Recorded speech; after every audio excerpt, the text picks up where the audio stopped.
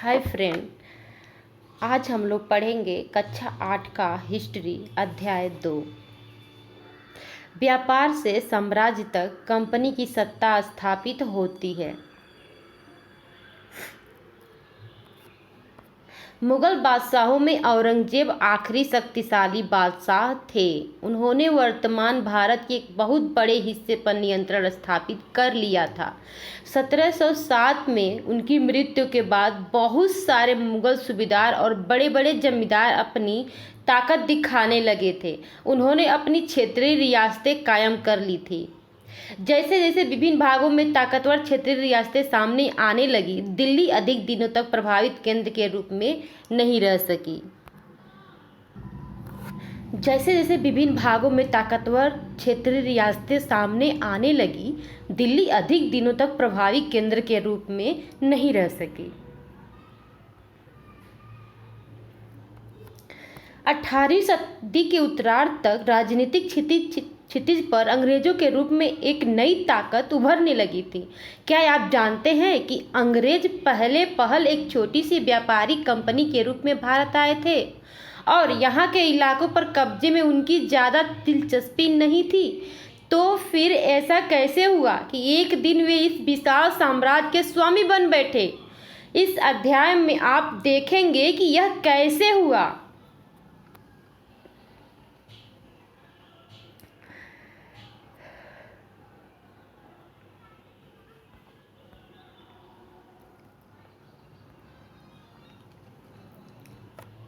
पूर्व में east India company का आना।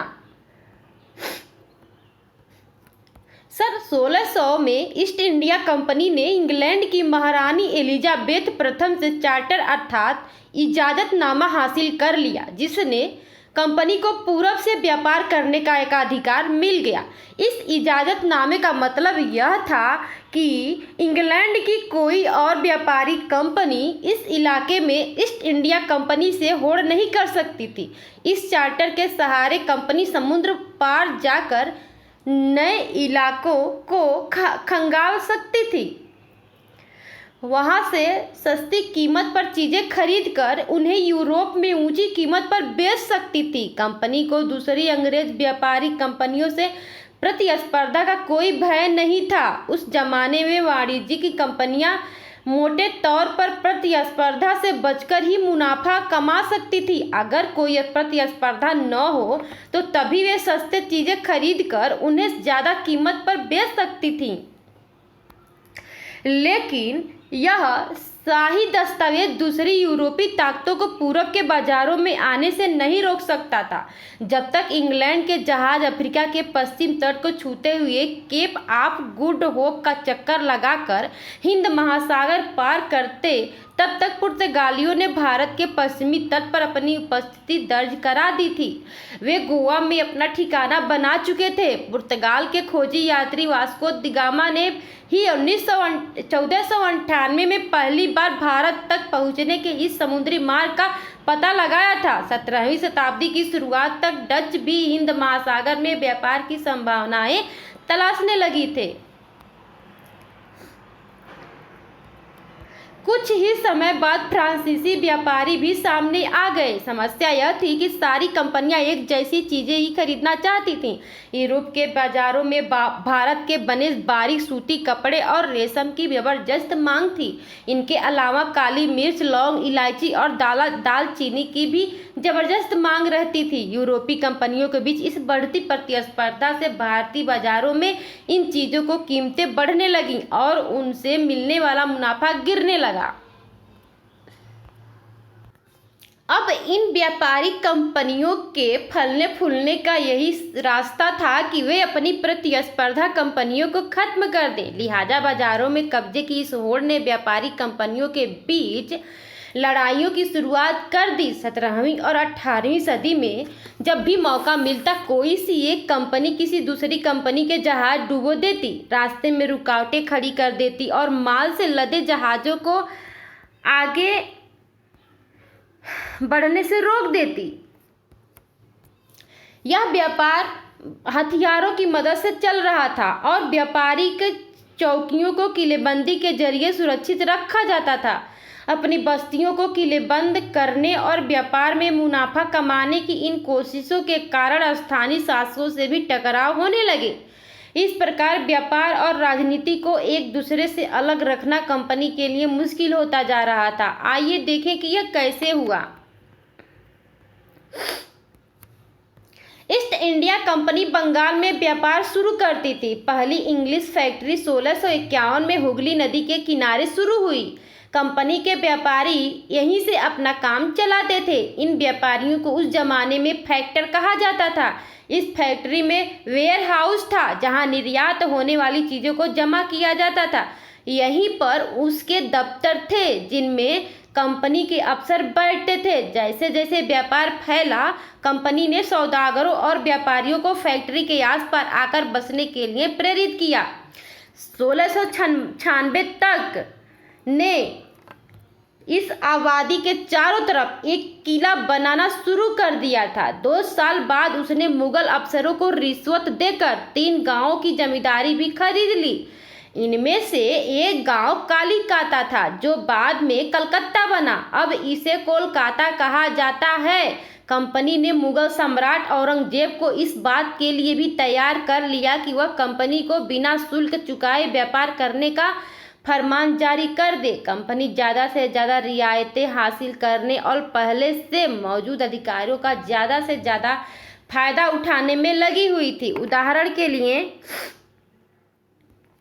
औरंगजेब के फरमान से केवल कंपनी को ही शुल्क मुक्त व्यापार का अधिकार मिला था। कंपनी के जो अफसर निजी तौर पर व्यापार चलाते उन्हें यही छूट नहीं था, लेकिन उन्होंने भी शुल्क चुकाने से इनकार कर दिया। इससे बंगाल में राजस्व वसूली बहुत कम हो गई। ऐसे में भला बंगाल के नवाब मुर्शिद कुली खान विरोध क्यों न करते। मद्रास के जहाज़ों से सामान लाती स्थानीय नौकाएं विलियम सिम्पसन द्वारा बनाया गया यह चित्र दर्शाया गया है, आप लोग देख लीजिएगा। व्यापारों से युद्धों तक 18वीं सदी की शुरुआत में कंपनी और बंगाल के नवाबों का टकराव काफ़ी बढ़ गया था। औरंगजेब की मृत्यु के बाद बंगाल के नवाब अपनी ताकत दिखाने लगे थे। उस समय दूसरी क्षेत्रीय ताकतों की स्थिति भी ऐसी ही थी। मुर्शिद कुली खान के बाद अली वर्दी खान और उसके बाद सिराजुद्दौला बंगाल के नवाब बने। ये सभी शक्तिशाली शासक थे। उन्होंने कंपनी को रियायतें देने से मना कर दिया। व्यापार का अधिकार देने के बदले कंपनी से नजराने मांगे। उसे सिक्के ढालने का अधिकार नहीं दिया और उसकी किलेबंदी को बढ़ाने से रोक दिया। कंपनी पर धोखाधड़ी का आरोप लगाते हुए उन्होंने दलील दी कि उसकी वजह से बंगाल सरकार की राजस्व वसूली कम होती जा रही है और नवाबों की ताकत कमज़ोर पड़ रही है। कंपनी टैक्स चुकाने को तैयार नहीं थी। उसके अफसरों ने अपमानजनक चिट्ठियां लिखीं और नवाबों व उनके अधिकारियों को अपमानित करने का प्रयास किया। कंपनी का कहना था कि स्थानीय अधिकारियों की बेतुकी मांगों से कंपनी का व्यापार तबाह हो रहा है। व्यापार तभी फल फूल सकता है जब सरकार शुल्क हटा ले। कंपनी को इस बात का भी यकीन था कि अपना व्यापार फैलाने के लिए उसे अपनी आबादी बढ़ानी होगी, गांव खरीदने होंगे और किलों का निर्माण करना होगा। ये टकराव दिनों दिन गंभीर होते गए। अंततः इन टकरावों की परिणति पलासी के प्रसिद्ध युद्ध के रूप में हुई। कठपुतली किसे कहते हैं? कठपुतली उन्हें कहते हैं यह एक खिलौना होता है जिसे आप धागों के सहारे अपने हिसाब से नचाते हैं। जो व्यक्ति किसी और के इशारों पर चलता है उसे भी मजाक उड़ाने के लिए अक्सर कठपुतली कहा जाता है। पलासी का युद्ध 1756 में अली वर्दी खान की मृत्यु के बाद सिराजुद्दौला बंगाल के नवाब बने। कंपनी को सिराजुद्दौला की ताकत से काफ़ी भय था। सिराजुद्दौला की जगह कंपनी एक ऐसा कठपुतली नवाब चाहती थी जो उसे व्यापारिक रियायतें और अन्य सुविधाएं आसानी से देने में आनाकानी ना करे। कंपनी ने प्रयास किया कि सिराजुद्दौला के प्रतिद्वंदियों में से किसी को नवाब बना दिया जाए। कंपनी को नाकामयाबी नहीं मिली। जवाब में सिराजुद्दौला ने हुक्म दिया कि कंपनी उनके राज्य के राजनीतिक मामलों में टांग अड़ाना बंद कर दे, किलेबंदी रोके और बाकायदा राजस्व चुकाए। जब दोनों पक्ष पीछे हटने को तैयार नहीं हुए तो अपने 30,000 सिपाहियों के साथ नवाब ने कासिम बाजार में स्थित इंग्लिश फैक्ट्री पर हमला बोल दिया। नवाब की फौजों ने कंपनी के अफसरों को गिरफ्तार कर लिया, गोदाम पर ताला डाल दिया, अंग्रेजों के हथियार छीन लिए और अंग्रेज जहाज़ों को घेरे में लिया। इसके बाद नवाब ने कंपनी के कलकत्ता स्थित किले पर कब्जे के लिए उधर का रुख किया। कलकत्ता के हाथ से निकल जाने की खबर सुनने पर मद्रास में तैनात कंपनी के अफसरों ने भी रॉबर्ट क्लाइव के नेतृत्व में सेनाओं को रवाना कर दिया। इस सेना को नौसैनिक बेड़े की मदद भी मिल रही थी। इसके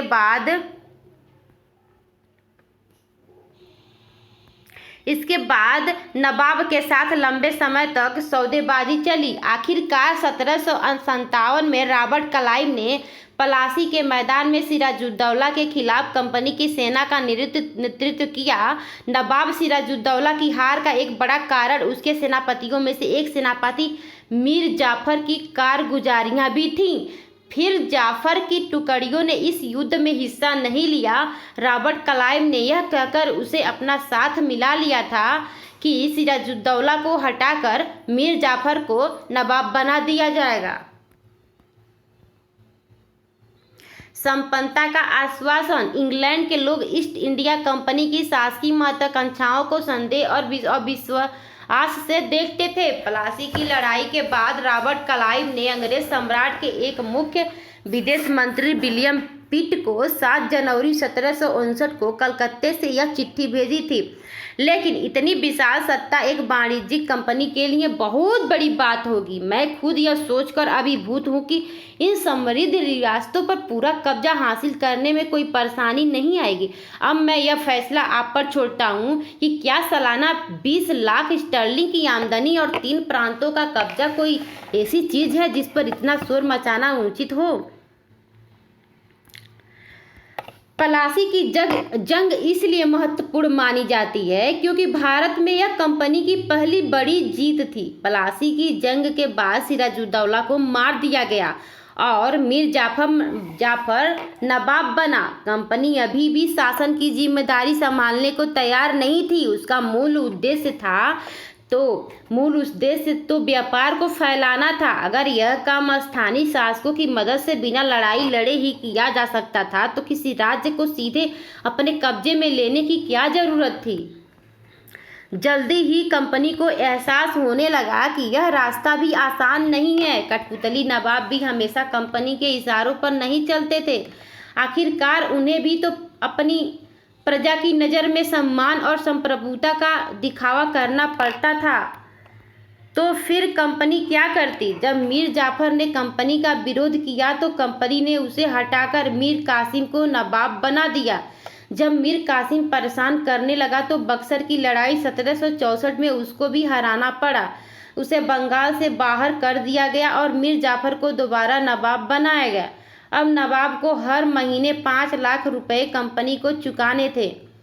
कंपनी अपने सैनिक खर्चों से निपटने, व्यापारिक जरूरतों तथा अन्य खर्चों को पूरा करने के लिए और पैसा चाहती थी। कंपनी और ज़्यादा इलाके तथा और ज़्यादा कमाई चाहती थी। 1765 में जब मीर जाफर की मृत्यु हुई तब तक कंपनी के इरादे बदल चुके थे। कठपुतली नवाबों के साथ अपने खराब अनुभवों को देखते हुए क्लाइव ने ऐलान किया कि अब हमें खुद ही नवाब बनना पड़ेगा। आखिरकार 1765 में मुगल सम्राट ने अब कंपनी को ही बंगाल प्रांत का दीवान नियुक्त कर दिया। दीवानी मिलने के कारण कंपनी को बंगाल के विशाल राजस्व संसाधनों पर नियंत्रण मिल गया था। इस तरह कंपनी की एक पुरानी समस्या हल हो गई थी। 18वीं सदी की शुरुआत से ही भारत के साथ उसका व्यापार बढ़ता जा रहा था, लेकिन उसे भारत में ज़्यादातर चीज़ें ब्रिटेन से लाए गए सोने और चांदी के बदले में खरीदनी पड़ती थी। इसकी वजह ये थी कि उस समय ब्रिटेन के पास भारत में बेचने के लिए कोई चीज़ नहीं थी। प्लासी की जंग के बाद ब्रिटेन से सोने की निकासी कम होने लगी और बंगाल की दीवानी मिलने के बाद तो ब्रिटेन से सोना लाने की जरूरत ही नहीं रही। अब भारत से होने वाली आमदनी के सहारे ही कंपनी अपने खर्चे चला सकती थी। इस कमाई से कंपनी भारत में सूती और रेशमी कपड़ा खरीद सकती थी, अपनी फौजों को संभाल सकती थी और कलकत्ते में किलों और दफ्तरों के निर्माण की लागत उठा सकती थी। कंपनी के अफसर नवाब बन बैठे। नवाब बनने का क्या मतलब था? इसका एक मतलब तो यही था कि कंपनी के पास अब सत्ता और ताकत थी, लेकिन इसके कुछ और भी फायदे थे। कंपनी का हर कर्मचारी नवाबों की तरह जीने की ख्वाब देखने लगता था।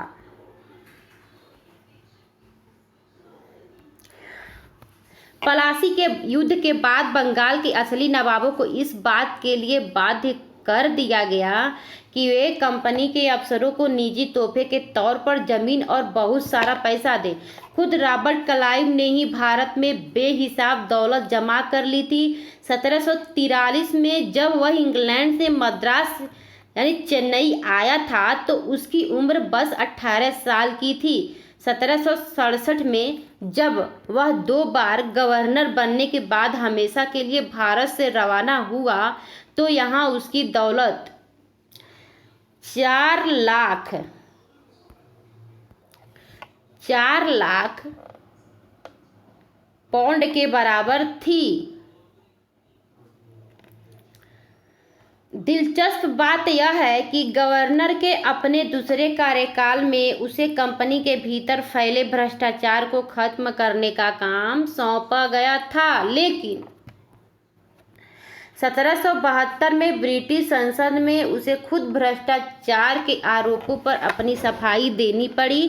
सरकार को उसकी अकुत संपत्ति के स्रोत संदेहास्पद लग रहे थे। उसे भ्रष्टाचार आरोपों से बरी तो कर दिया गया, लेकिन 1774 में उसने आत्महत्या कर ली। कंपनी के सभी अफसर क्लाइव की तरह दौलत इकट्ठा नहीं कर पाए। बहुत सारी बीमारियों और लड़ाई के कारण कम उम्र में मौत का निवाला बन गए।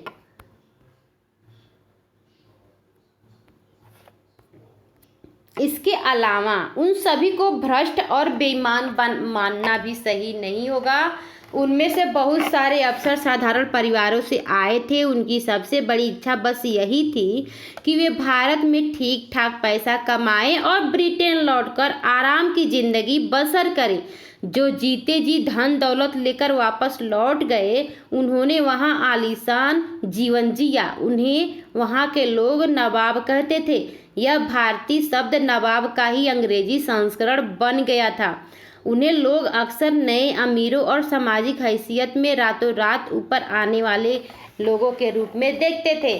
नाटकों और कार्टूनों में उनका मजाक उड़ाया जाता था। कंपनी का फैलता शासन। यदि हम 1757 से 1857 के बीच ईस्ट इंडिया कंपनी के द्वारा भारतीय राज्यों पर कब्जे की प्रक्रिया को देखें तो कुछ महत्वपूर्ण बातें सामने आती हैं। किसी अनजान इलाके में कंपनी ने सीधे सैनिक हमला प्राय नहीं किया। उसने किसी भी भारतीय रियासत का अधिग्रहण करने से पहले विभिन्न राजनीतिक, आर्थिक और कूटनीतिक साधनों का इस्तेमाल किया।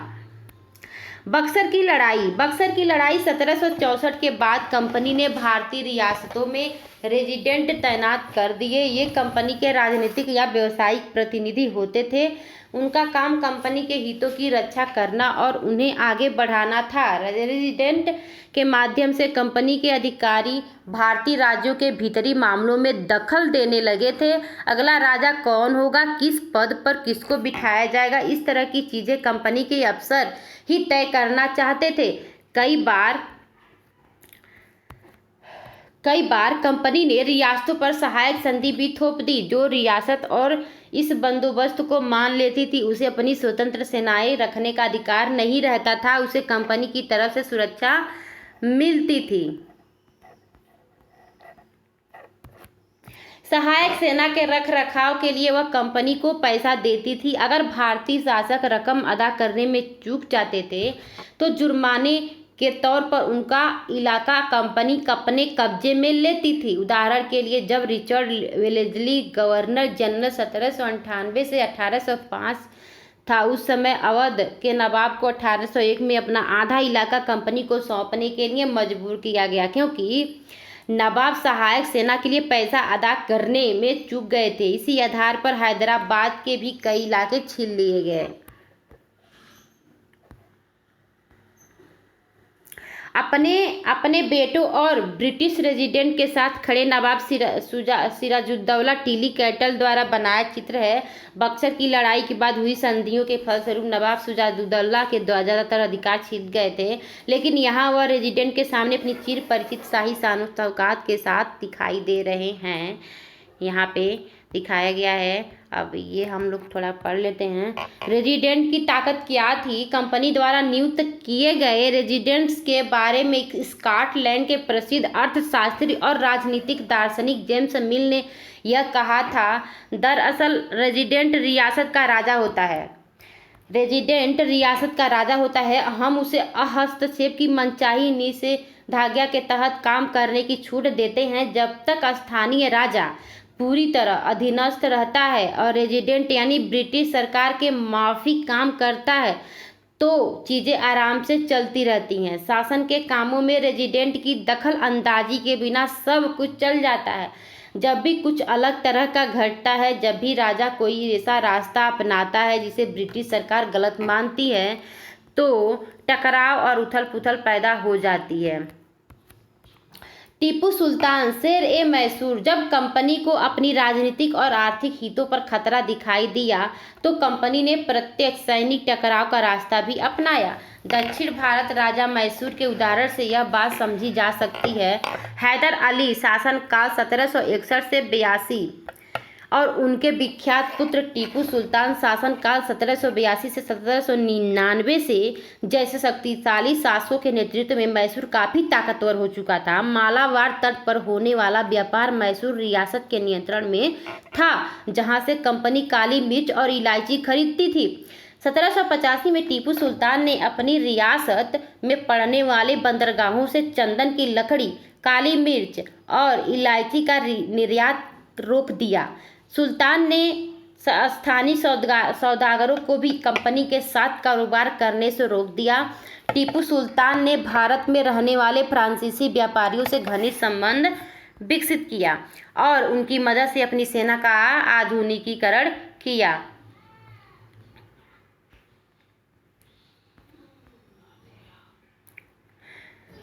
टीपू सुल्तान के बेटों के बंधक के रूप में कॉर्नवालिस के सामने पेश किया जा रहा है। डेनियल आर्म द्वारा कंपनी की फौजों को हैदर अली और टीपू सुल्तान ने कई बार युद्ध में हराया था, लेकिन 1792 में मराठों और हैदराबाद के निजाम और कंपनी की संयुक्त फौजों के हमले के बाद टीपू सुल्तान को अंग्रेजों से संधि करनी पड़ी। इस संधि के तहत उनके दो बेटों को अंग्रेजों ने बंधक के रूप में अपने पास रख लिया।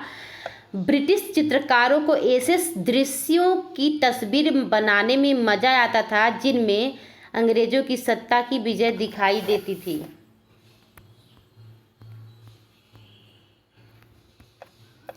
सुल्तान के इन कदमों से अंग्रेज आग बबूला हो गए। उन्हें हैदर अली और टीपू सुल्तान बहुत महत्वाकांक्षी, घमंडी और खतरनाक दिखाई देते थे। अंग्रेजों को लगता था कि ऐसे राजाओं को नियंत्रित करना और कुचलना जरूरी है। फलस्वरूप मैसूर के साथ अंग्रेजों की 4 बार जंग हुई।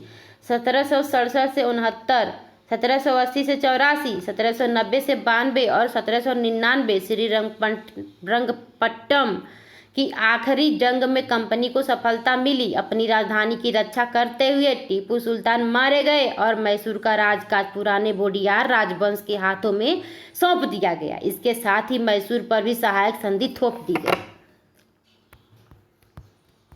टीपू की कहानियाँ पढ़ लेते हैं। राजाओं की छवि अक्सर जनश्रुतियों से भी बनती है। प्रचलित किस्सों में उनकी ताकत का खूब यशगान किया जाता है। 1782 में मैसूर के राजा बने टीपू सुल्तान के बारे में कहा जाता है कि एक बार वे अपने फ्रांसीसी दोस्त के साथ जंगल में शिकार खेलने गए थे। वहां के एक शेर उनके सामने आ गया। उनकी बंदूक ने मौके पर साथ नहीं दिया और कटार भी जमीन पर गिर गई। फिर भी टीपू ने निहत्थे ही शेर का मुकाबला किया और आखिरकार कटार उठा ली। अंत में उन्होंने शेर को मार गिराया। इसी के बाद से उन्हें शेर-ए-मैसूर कहा जाने लगा। उनके राजसी झंडे पर भी शेर की तस्वीर होती थी।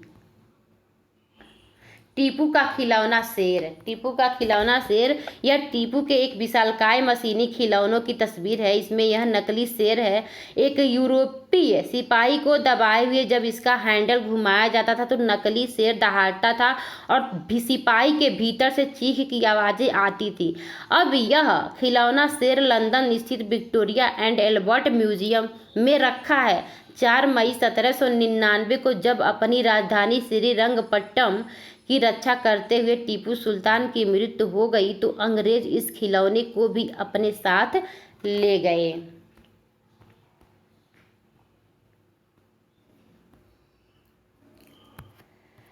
18वीं शताब्दी के आखिर से कंपनी मराठों की ताकत को भी काबू और खत्म करने के बारे में सोचने लगी थी। 1761 में पानीपत की तीसरी लड़ाई में हार के बाद दिल्ली से देश का शासन चलाने का मराठों का सपना चूर चूर हो गया। उन्हें कई राज्यों में बांट दिया गया। इन राज्यों की बागडोर सिंधिया, होलकर, गायकवाड़ और भोंसले जैसे अलग अलग राजवंशों के हाथों में थी। यह सारे सरदार एक पेशवा सर्वोच्च मंत्री के अंतर्गत एक कन्फेडरेसी राज्यमंडल के सदस्य थे।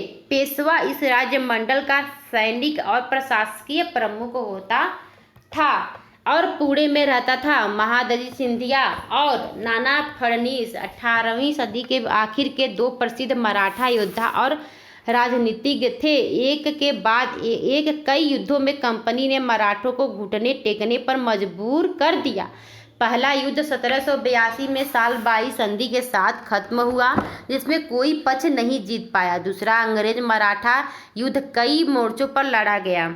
इसका नतीजा यह हुआ कि उड़ीसा और यमुना के उत्तर में स्थित आगरा व दिल्ली सहित कई भूभाग अंग्रेजों के कब्जे में आ गए। अंततः 1817 से 19 के तीसरे अंग्रेज मराठा युद्ध में मराठों की ताकत को पूरी तरह कुचल दिया गया। पेशवा को पुणे से हटाकर कानपुर के पास बिठूर में पेंशन पर भेज दिया गया। अब विंध्य के दक्षिण में स्थित पूरे भूभाग पर कंपनी का नियंत्रण हो चुका था। सर्वोच्च का दावा।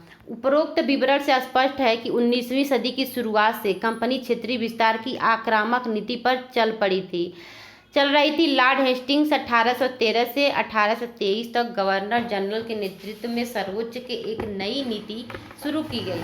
कंपनी का दावा था कि उसकी सत्ता सर्वोच्च है, इसलिए वह भारतीय राज्यों से ऊपर है। अपने हितों की रक्षा के लिए वह भारतीय रियासतों का अधिग्रहण करने या उनको अधिग्रहण की धमकी देने का अधिकार अपने पास मानती थी। यह सोच बाद में भी अंग्रेजों की नीतियों में दिखाई देती रही,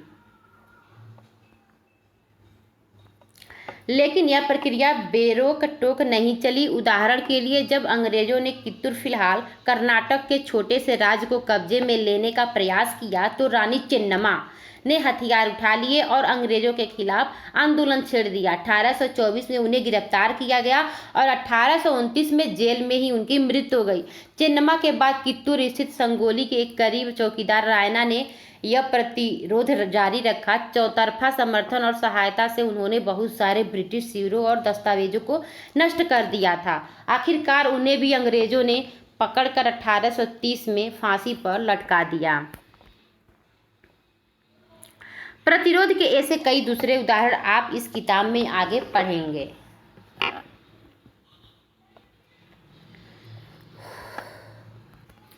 अठारह के दशक के अंत में ईस्ट इंडिया कंपनी रूस के प्रभाव से बहुत डरी हुई थी। कंपनी को भय था कि कहीं रूस का प्रभाव पूरे एशिया में फैलकर उत्तर पश्चिम से भारत को भी अपनी चपेट में न ले ले। इसी डर के चलते अंग्रेज अब उत्तर पश्चिमी भारत पर भी अपना नियंत्रण स्थापित करना चाहते थे। उन्होंने 1838 से 1842 के बीच अफगानिस्तान के साथ एक लंबी लड़ाई लड़ी और वहां अप्रत्यक्ष कंपनी शासन स्थापित कर लिया। 1843 में सिंध के कब्जे में आ गया। इसके बाद पंजाब की बारी थी। यहाँ महाराजा रणजीत सिंह ने कंपनी की दाल नहीं गलने दी। 1829 में उनके मृत्यु के बाद इस रियासत के साथ 2 लंबी लड़ाइयाँ लड़ी हुई और आखिरकार 1849 में अंग्रेजों ने पंजाब का भी अधिग्रहण कर लिया।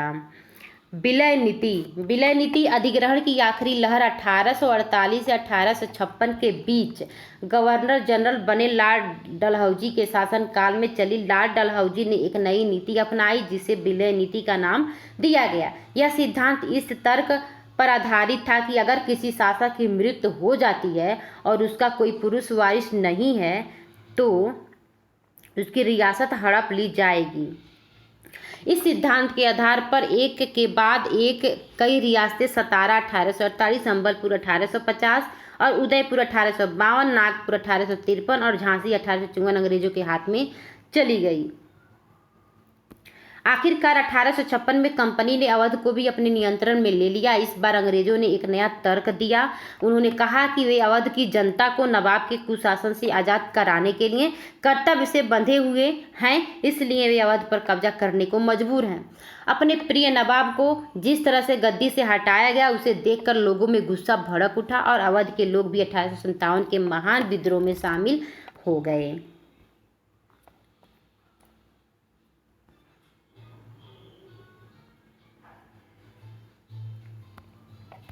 नए शासन की स्थापना। गवर्नर जनरल वारेन हेस्टिंग्स 1773 से 85 उन बहुत सारे महत्वपूर्ण व्यक्तियों में से था जिन्होंने कंपनी की ताकत फैलाने में अहम भूमिका अदा की थी। वारेन हेस्टिंग्स के समय तक आते आते कंपनी न केवल बंगाल बल्कि बम्बई और मद्रास में भी सत्ता हासिल कर चुकी थी। ब्रिटिश इलाके मोटे तौर पर प्रशासकीय इकाइयों में बंटे हुए थे जिन्हें प्रेसिडेंसी कहा जाता था। उस समय 3 प्रेसिडेंसी थे, बंगाल, मद्रास और बम्बई। हर एक का शासन गवर्नर के पास होता था। सबसे ऊपर गवर्नर जनरल होता था। वारेन हेस्टिंग्स ने कई प्रशासकीय सुधार किए। न्याय के क्षेत्र में उसके सुधार खास तौर से उल्लेखनीय थे। 1772 से एक नई न्याय व्यवस्था स्थापित की गई। इस व्यवस्था में प्रावधान किया गया कि हर जिले में 2 अदालतें होंगी, फौजदारी अदालत और दीवानी अदालत। दीवानी अदालतों के मुखिया यूरोपीय जिला कलेक्टर होते थे और मौलवी और हिंदू पंडित के उनके लिए भारतीय कानूनों की व्याख्या करते थे। फौजदारी अदालत हम अभी भी काजी और मुफ्ती के अंतर्गत थी, लेकिन वे भी कलेक्टर की निगरानी में काम करते थे।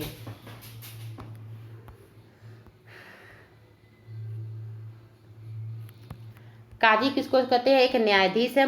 मुफ्ती मुस्लिम समुदाय का एक न्यायविद जो कानूनों की व्याख्या करता है। काजी इसी व्याख्या के आधार पर फैसले सुनाता है। और महाभियोग, जब इंग्लैंड के हाउस ऑफ कॉमन्स में किसी व्यक्ति के खिलाफ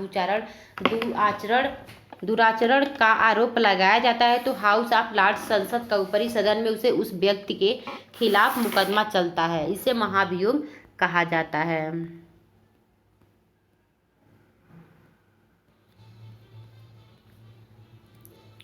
एक बड़ी समस्या यह थी कि ब्राह्मण पंडित धर्मशास्त्र की अलग अलग शाखाओं के हिसाब से स्थानीय कानूनों की अलग अलग व्याख्या कर देते थे। इस भिन्नता को खत्म करके समरूपता लाने के लिए 1775 में 11 पंडितों को भारतीय कानूनों का एक संकलन तैयार करने का काम सौंपा गया। N.B. हॉल हेड ने इस संकलन का अंग्रेजी में अनुवाद किया। 1778 तक यूरोपीय न्यायाधीशों के लिए मुस्लिम कानूनों की भी एक संहिता तैयार कर ली गई थी। 1773 के रेगुलेटिंग एक्ट के तहत एक नए सर्वोच्च न्यायालय की स्थापना की गई। इसके अलावा कलकत्ता में अपीली अदालत, सदर निजामत अदालत की भी स्थापना की गई। भारतीय जिले में कलेक्टर सबसे बड़ा ओहदा होता था। जैसा कि नाम से ही पता चलता है, उसका मुख्य काम लगान और कर इकट्ठा करना तथा न्यायाधीशों, पुलिस अधिकारियों और दरोगा की सहायता से जिले में कानून व्यवस्था बनाए रखना होता था। उसका कार्यालय कलेक्ट्रेट सत्ता और संरक्षण का नया केंद्र बन गया था, जिसने पुराने सत्ता केंद्रों को हाशिए पर ढकेल दिया। कंपनी के साथ में शासन और सुधार के नए विचार तो आए, लेकिन उसकी असली सत्ता सैनिक ताकत में थी। मुगल फौज मुख्य रूप से सवार घोड़े पर चलने वाले प्रशिक्षित और पैदल सेना थी। उन्हें तीरंदाजी और तलवारबाजी का प्रशिक्षण दिया जाता था। सेना के सवारों का दबदबा रहता था और मुगल साम्राज्य को एक विशाल पेशेवर प्रशिक्षण वाली पैदल सेना की जरूरत महसूस नहीं होती थी। ग्रामीण इलाकों में सशस्त्र किसानों की बड़ी संख्या थी। स्थानीय जमींदार मुगलों को जरूरत पड़ने पर पैदल सिपाही मुहैया कराते थे। 18वीं सदी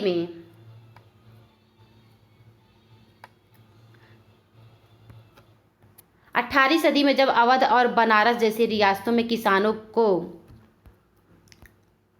किसानों को भर्ती करके उन्हें पेशेवर सैनिक से प्रशिक्षण दिया जाने लगा तो यह खूबसूरत बदलने लगी। ईस्ट इंडिया कंपनी जब अपनी सेना के लिए भर्ती शुरू की तो उसने भी यही तरीका अपनाया।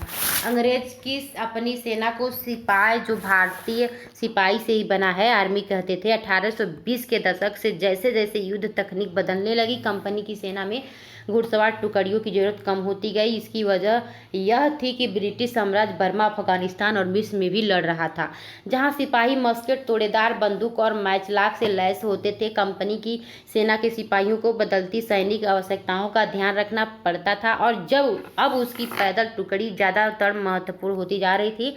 19वीं सदी की शुरुआत में अंग्रेज एक समरूप सैनिक संस्कृति विकसित करने के लिए सिपाहियों को यूरोपीय ढंग का प्रशिक्षण, अभ्यास और अनुशासन सिखाया जाने लगा। अब उनका जीवन पहले से भी ज़्यादा नियंत्रित था। इस कोशिश में कभी कभी समस्याएं भी आ जाती थी, क्योंकि पेशेवर सिपाहियों की सेना खड़ा करने के चक्कर में अंग्रेज कई बार जाति और समुदाय की भावनाओं की नज़रअंदाज कर देते थे। भला लोग अपनी जाति और धार्मिक भावनाओं को इतनी आसानी से कैसे छोड़ सकते थे? क्या वे खुद को अपने समुदाय का सदस्य मानने की बजाय सिर्फ सिपाही मान सकते थे? सिपाही क्या महसूस करते थे अपने जीवन की और अपनी पहचान, यानी वे कौन हैं? इस बात के एहसास में जो बदलाव आ रहे थे, उनके सिपाहियों ने किस तरह देखा? 1857 का विद्रोह में सिपाहियों की दुनिया की झलक दिखाता है। इस विद्रोह के बारे में आप अध्याय 5 में पढ़ेंगे। निष्कर्ष: इस ईस्ट इंडिया कंपनी एक व्यापारिक कंपनी से बढ़ते बढ़ते एक भौगोलिक औपनिवेशिक शक्ति बन गई। 19वीं सदी की शुरुआत में नई भाप तकनीक के आने से यह प्रक्रिया और तेज हुई।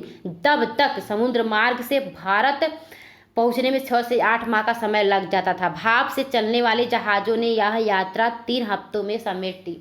इस बाद तो ज़्यादा से ज़्यादा अंग्रेज और उनके परिवार भारत जैसे दूर से देश में आने लगे। 1857 तक भारतीय उपमहाद्वीप के 63% भूभाग और 78% आबादी पर कंपनी का सीधा शासन प्रस्थापित हो चुका था। देश के शेष भूभाग पर आबादी पर कंपनी का अप्रत्यक्ष प्रभाव था। इस प्रकार व्यवहारिक स्तर पर ईस्ट इंडिया कंपनी पूरे भारत को अपने नियंत्रण में ले चुकी थी।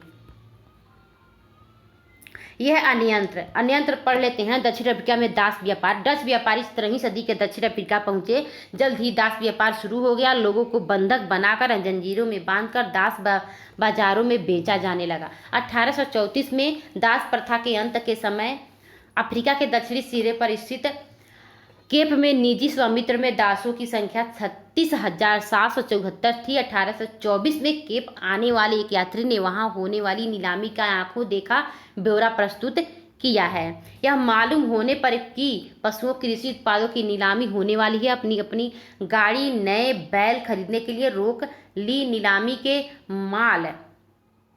नीलामी के माल में एक स्त्री, दास और उनके 3 बच्चे थे।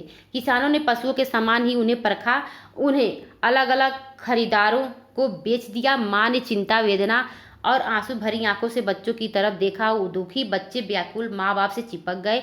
यह दृश्य दिल को पिघलाने वाला था। इसके विपरीत मौजूद दर्शकों के चेहरे पर हंसते हुए एक असंवेदनशील थे। गला सूख गया पढ़ते पढ़ते। चलो दोस्तों, हम लोग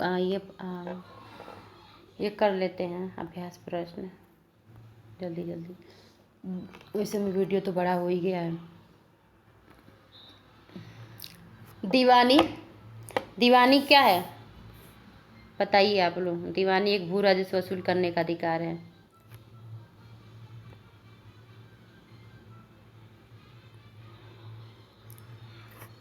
शेरे मैसूर टीपू सुल्तान। रानी चेन्नम्मा फौजीदारी अदालत। ये रानी चेन्नम्मा कित्तूर में अंग्रेज विरोधी का आंदोलन। सिपाही वारेन हेस्टिंग्स भारत का पहला गवर्नर जनरल।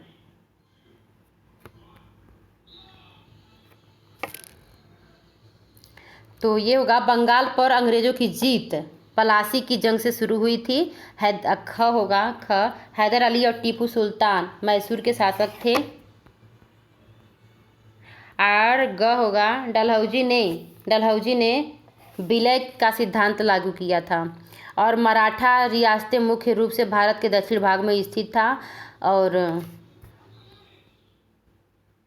इसको देख लेते हैं, सही है गलत है। मुगल साम्राज्य 18वीं सदी में मजबूत होता गया, गलत है। English east India company Bharat के साथ व्यापार करने वाली एकमात्र यूरोपीय कंपनी थी, गलत है। महाराजा रणजीत सिंह पंजाब के राजा थे, सही है। अंग्रेज ने अपने कब्जे वाले इलाकों में कोई शासकीय बदलाव नहीं किए, गलत है, गलत है। चारों हो गया ना, अब आगे बढ़ते हैं।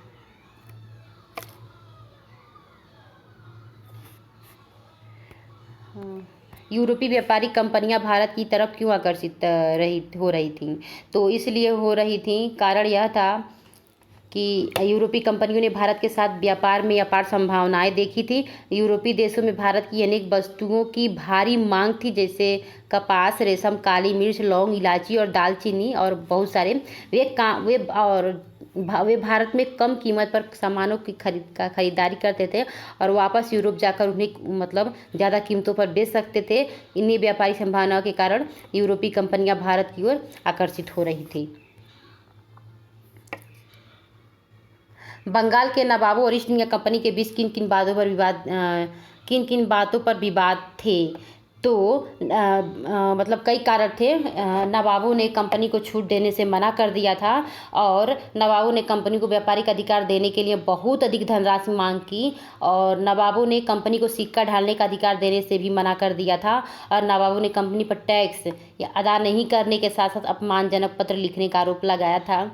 और क्या था, कंपनी ने भी नवाबों पर निम्नलिखित आरोप लगाए थे। नवाबों के स्थानीय अधिकारी कंपनी के व्यापार को नष्ट कर रहे हैं, कंपनी को अधिक टैक्स देना पड़ रहा है, कंपनी को किलेबंदी के विस्तार पर पुनर्निर्माण की अनुमति नहीं दी जा रही है। तो इसको देखते हैं, दीवानी मिलने से ईस्ट इंडिया कंपनी को किस तरह फ़ायदा पहुंचा? तो दीवानी मिलने के कारण कंपनी को बंगाल के विशाल राजस्व संसाधनों पर नियंत्रण मिल गया। कंपनी भारत से ज़्यादातर वस्तु ब्रिटेन से लाए गए सोने चांदी के बदले खरीदती थी, लेकिन अब उसे ब्रिटेन से सोना चांदी लाने की आवश्यकता ही नहीं रही। अब कंपनी भारत से होने वाले लाभ से अपने खर्च चला सकती थी, जैसे सूती रेशम कपड़ा खरीदना, अपनी सेना के खर्चे की पूर्ति करना और कलकत्ता में किले और दफ्तरों के निर्माण का खर्चा उठाना, यही सब है। और ये है east India company Tipu Sultan को खतरा क्यों मानती थी? तो टीपू सुल्तान को कंपनी द्वारा खत्म मानने का कारण यह था कि मालाबार तट पर होने वाला व्यापार मैसूर रियासत के नियंत्रण में था, जहाँ से कंपनी काली मिर्च और इलायची खरीदती थी। टीपू सुल्तान ने अपनी रियासत के बंदरगाहों से होने वाले निर्यात पर रोक लगा दी थी। लेकिन हाँ, टीपू सुल्तान ने स्थानीय सौदागरों को भी कंपनी के साथ व्यापार करने से रोक लगा दिए थे। टीपू सुल्तान ने भारत में रहने वाले फ्रांसीसी व्यापारियों से घनिष्ठ संबंध स्थापित किए थे और उनकी मदद से अपनी सेना का सब आधुनिकीकरण किए थे। और सब्सिडियरी अलायंस सहायक संधि व्यवस्था की व्याख्या करें तो सहायक अर्थ गवर्नर जनरल लॉर्ड बेलेली ने भारत में कंपनी के शासन के विस्तार के उद्देश्य से सहायक संधि को अपनाया था। इसे सहायक संधि इसलिए कहा गया है कि जो भारतीय शासक इस संधि की शर्तों को मानने के लिए तैयार हो जाता है, कंपनी उसकी सुरक्षा में पूर्ण सहयोग करने का वादा करती है। तो सहायक संधि की शर्तें यह थी कि भारतीय शासकों को अपनी स्वतंत्र सेना रखने की इजाज़त नहीं होगी। जिन शासकों की सुरक्षा पर भार का कंपनी पर होगा, वे इसके लिए कंपनी को शुल्क प्रदान करेंगे। शुल्क नहीं देने की स्थिति में कंपनी दंड के रूप में शुल्क के बराबर राजस्व वाला क्षेत्र शासक से छीन लेगी। शासक को अपने दरबार में एक अंग्रेज रेजिडेंट रखना होगा, जो शासक की गतिविधियों पर नज़र रखेगा। तो हाँ, ये है कंपनी का शासन भारतीय राजाओं के शासन से किस तरह अलग था? तो भारतीय राजाओं ने अपने राज्य का प्रशासक तथा राजस्व विभाजन विभिन्न इकाइयों में रखा था, परंतु ये इकाइयाँ ब्रिटिश प्रशासनिक एवं राजस्व इकाइयों की तरह प्रभावी नहीं थी। कंपनी ने प्रेसिडेंसी के रूप में एक नई प्रशासनिक इकाई बनाई थी, जिसका शासन गवर्नर के पास होता था। कंपनी द्वारा पुलिस तथा राजस्व व्यवस्था में काफ़ी सुधार किया गया, जबकि भारतीय शासकों द्वारा पुलिस तथा राजस्व व्यवस्था को सुधारने के लिए किसी भी प्रकार का प्रयास नहीं किया। तो दोस्तों, वीडियो बहुत बड़ा हो गया, हम लोग अगले वीडियो में मिलते हैं, ठीक है। तो दोस्तों, मेरे वीडियो को ज़रूर लाइक कर दीजिएगा। बाय दोस्तों।